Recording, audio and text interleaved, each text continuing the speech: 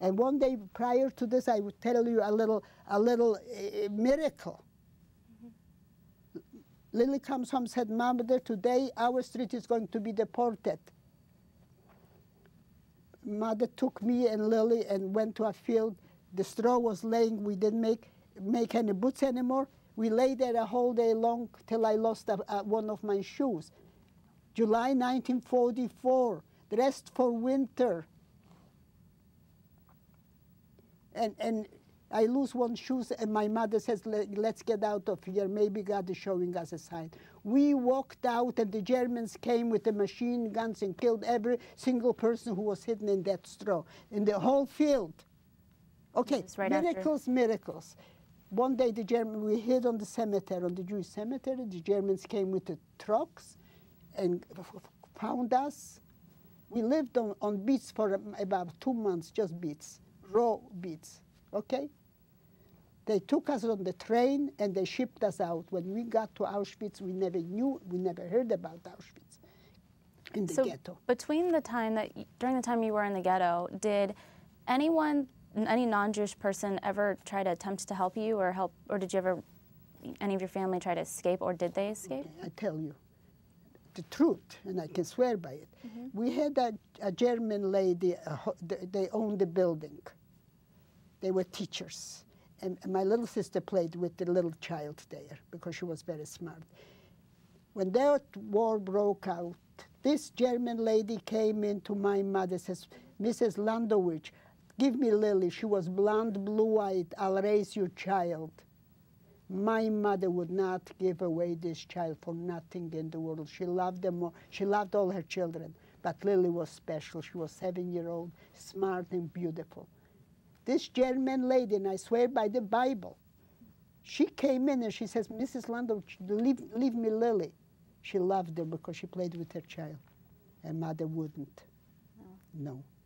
And they both went in Auschwitz. Anyway, let's continue. So you came from the ghetto to the Auschwitz, and when we got to Auschwitz, when they opened up the doors, we saw the sign, Arbeit macht frei, that work makes you free.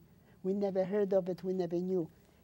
When we lined up to start walking, the German grabbed Lily because she looked like 7-year-old, she was 12, but she never grew. And my mother grabbed that child and was holding for her dear life. And the German tried to pull him away. My mother was only 42 or 43 years old. But she looked like 60. Those years of hunger and those years of slave labor. Anyway, he grabbed Lily and tried, and mother tried to go with Lily, and he tried to push him away. And the three of us wanted to go together, and he beat us up on, mach das du fortkommst, get going. And then he says in German, wo du gehst, du brauchst keine Mutti. Where you going, you don't need a mother. And we started screaming, he beat us up, and we started walking with everybody together. We came into a huge, huge room. We were stripped, completely taken away. Even you had a picture, they took away a picture. Whatever you had, they stripped you completely, and they shaved your hair. And they put us into a shower room. What water came out, because we were 16, 17, some people 18, 20, 20-some, because they needed us for slave labor, okay? But what I found out later, when my mother and Lily and father and thousands and millions of people walked in, Cyclone B, a gas, a powdered gas what A.G. Farben was making, okay? A.G. Farben is like one of the chemical companies. They changed the name now, but they're still in business. So they never walked out alive. Okay, and we never wanted to believe it. When we got in, we got a dress. After we came out of the shower, we got a dress, and they walked us off, and beat us up, and on little rocks like glass.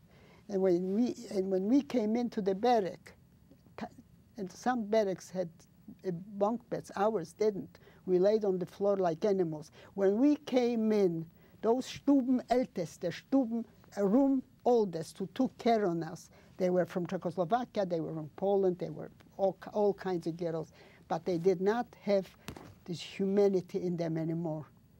They beat up on us. We were laying on the floor. The first thing when we came in, they said, if you came in today to Auschwitz, you go over to the door and you look out at that. There was no window. And the whole sky was red from fire. The whole sky, from far away we could see. We did not believe it. Till we were liberated, till we wanted to go back to Poland and Czechoslovakia and Theresienstadt. We wanted to go back till somebody who walked in this detail, what they were dragging out the dead bodies like pieces of wood and putting them in an oven, in a crematorium. And I talked to somebody who was there in Theresienstadt after the liberation, said, don't go back. You don't have nobody to look for. We never wanted to believe it. If I live 100 years, I cannot express Auschwitz. Unbelievable. Hell on earth. Now, describing it as hell on earth, how did you manage to survive and just not give up? By the grace of God. God gave us years. God showed us. Listen, the same thing when I was in that field in the straw. The same thing. I lost one rain boot. In July of 44, July, dressed with 3-4 sweaters, walking out with one shoe on.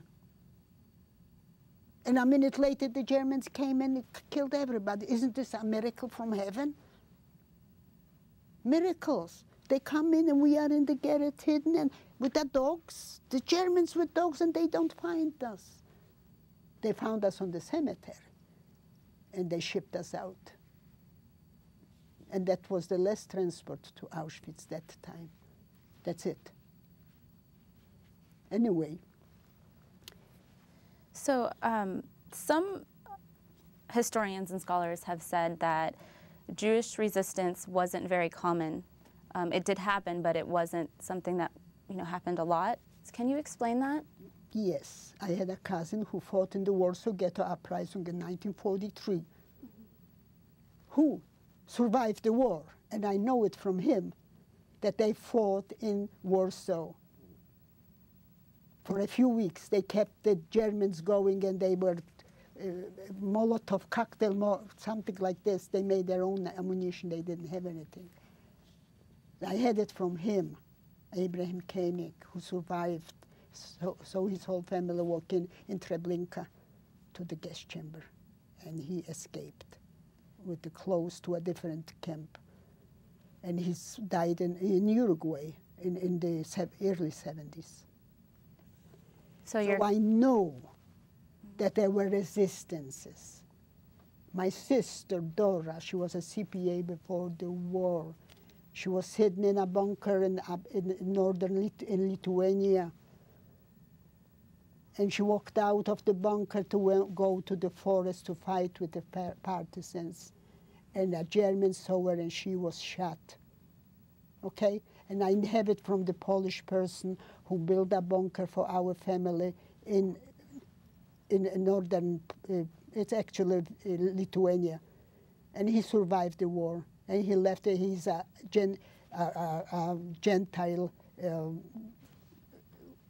on the alley in Jerusalem as savings to families. He left, and I know it from him because he stopped in Germany to us after the war on the way to Israel.